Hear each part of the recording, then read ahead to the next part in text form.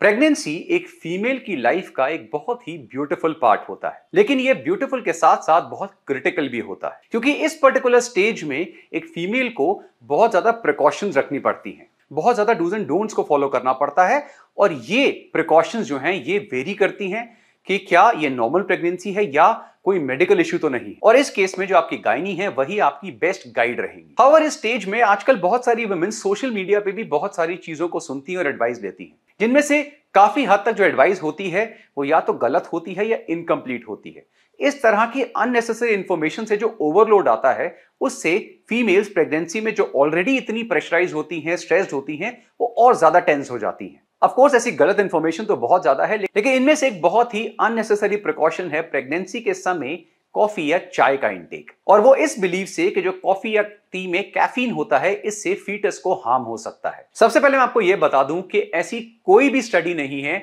जो ये बोलती है कि अगर आप रिकमेंडेड नॉर्मल अमाउंट में कॉफी या टी कंज्यूम करते हैं उससे आपके फीटस को कोई भी हार्म होता है, क्योंकि इन सारी की सारी चीजों की जो रिकमेंडेशंस हैं ये पर्सनल लेवल पे डिसाइड नहीं होती हैं, ये मेडिकली स्टडीज के बेसिस पे डिसाइड होती हैं। अगर आप किसी भी मेडिकल बॉडी की वेबसाइट पे भी जाते हैं तो आपको कितनी कॉफी और टी इंटेक करनी है, कितनी कैफीन इंटेक करनी है, इसकी रिकमेंडेशन प्रेगनेंसी के समय वहां पर मिल जाएगी। करंट मेडिकल रिकमेंडेशंस के हिसाब से एक प्रेग्नेंट वुमेन दिन में 200 से 300 mg कैफीन कंज्यूम कर सकती है, जिसमें खाली कॉफी नहीं आता, सारे के सारे सोर्सेज आते हैं, क्योंकि कैफीन के बहुत सारे सोर्सेज होते हैं। ऑल्सो मैक्सिमम जो रिसर्च है, मैक्सिमम स्टडीज हैं, उनका फोकस कैफीन इंटेक को लेकर है, कॉफी इंटेक को लेकर एज सच लिमिटेड स्टडीज हैं। पिछले 10 साल से ऊपर जितनी भी स्टडीज आई हैं वो ये क्लियरली बताती हैं कि अगर आप प्रेगनेंसी के समय रिकमेंडेड अमाउंट ऑफ कैफीन या लेट्स से कॉफी या टी कंज्यूम कर रहे हैं तो उससे आपकी प्रेगनेंसी में कोई भी नेगेटिव इफेक्ट नहीं आएगा, कोई कॉम्प्लिकेशन आने के चांसेस नहीं होते। वन ऑफ द रीजंस कि ओवरऑल कैफीन इंटेक को रिस्ट्रिक्ट करा जाता है प्रेगनेंसी के समय वो ये है कि जो फीटस होता है उसका जो ब्लड ब्रेन बैरियर है वो इतना भी डेवलप नहीं हुआ होता जिससे कैफीन का जो इफेक्ट है ब्रेन के ऊपर उसे कंट्रोल करा जाए। जो प्लेसेंटा होता है, जो प्लेसेंटल बैरियर है, वो भी कैफीन को पूरी तरह से रोक नहीं पाता। उसके अलावा जो फीटस है, डेवलपिंग बेबी है, उसका जो लिवर है वो भी इतना डेवलप नहीं हुआ होता कि वो कैफीन को प्रोसेस कर पाए। इनफैक्ट लिवर के अंदर जो एंजाइम्स कैफीन को प्रोसेस करते हैं वो बेबी के अंदर 8th मंथ ऑफ प्रेगनेंसी में ही आने शुरू होते हैं। इसलिए अगर कोई फीमेल प्रेगनेंसी के समय over amount of caffeine consume कर रही है, मैं कॉफी और टी की बात नहीं कर रहा हूं, कैफीन जैसे एनर्जी ड्रिंक से भी आता है और बाकी सोर्सेस से भी आता है,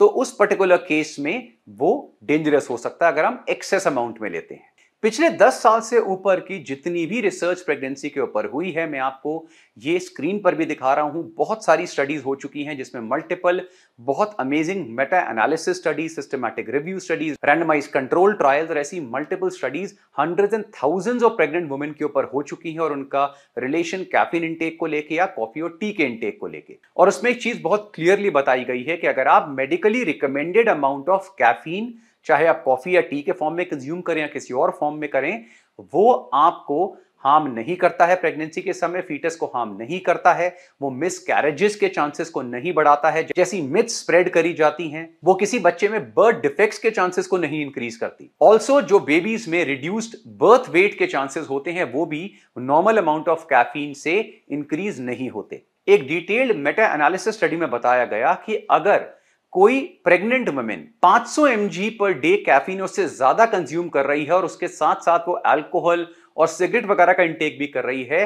तो जो बर्थ डिफेक्ट्स के चांसेस हैं, मिसकैरेजेस के चांसेस हैं, वो बहुत ज्यादा बढ़ जाते हैं। लेकिन मॉडरेट अमाउंट में अगर आप कैफीन कंज्यूम कर रहे हैं, लेट्स से कॉफी और टी ले रहे हैं, उससे आपकी फीटस को कोई हार्म नहीं होता। जो वर्ल्ड हेल्थ ऑर्गेनाइजेशन और यूरोपियन फूड सेफ्टी अथॉरिटी की गाइडलाइंस हैं उनके हिसाब से जो safe upper limit of caffeine intake है एक प्रेग्नेंट वुमेन के लिए वो है 300 mg per day. Now on an average जो एक ब्लैक कॉफी होती है अगर आप लेते हैं, लेट्स आप स्ट्रॉन्ग ब्लैक कॉफी भी लेते हैं, मिल्क वाली कॉफी भी लेते हैं, तो उसके अंदर डिपेंडिंग आप कौन सी कॉफी ले रहे हैं 70 to 90 mg कैफीन होता है। यानी अगर आप दिन में 2 से 3 कप कॉफी भी कंज्यूम कर रहे हैं या टी कंज्यूम कर रहे हैं तो भी आप उस अपर लिमिट के पास नहीं पहुंचते हैं। ऑन एन एवरेज अगर आप दिन में लेट्स से 2 कप कॉफी या चाय लेते हैं आप उसे बिल्कुल नॉर्मली एंजॉय कर सकते हैं अपनी प्रेगनेंसी में। इनफैक्ट इन ऑर्गेनाइजेशन ने यह भी बताया कि अगर आप 200 mg पर डे तक कैफीन इंटेक करते हैं किसी भी सोर्स से, तो यह आपके फीटस को कोई भी हार्म नहीं करता है। और ऐसी और भी मल्टीपल बहुत ही क्लियर क्लिनिकल ट्रायल्स हैं, रिसर्च स्टडीज हैं, जिनमें यह चीज